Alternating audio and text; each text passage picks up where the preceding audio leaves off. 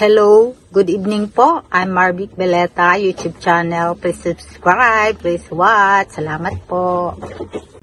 Ang topic ko po ngayong gabi ay tungkol po sa nagpatawas sa akin.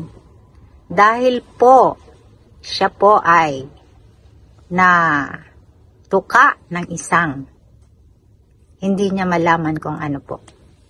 At namaga po daw ang kanyang binti na parang tinuka na may pulang-pula at namaga nga po at makati at masakit po.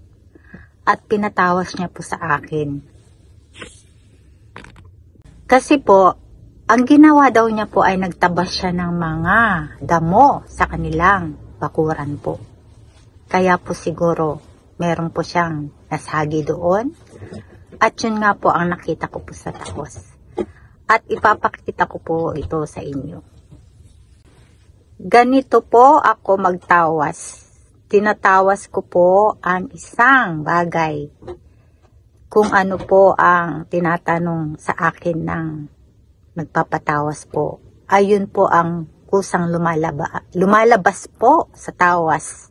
Na ang gamit ko lang po ay isang tubig at ang egg po.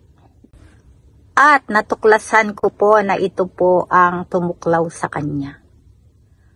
Para pong isang ibon na napakalaki po ng tuka. Ibig sabihin po niyan ay natuka po siya.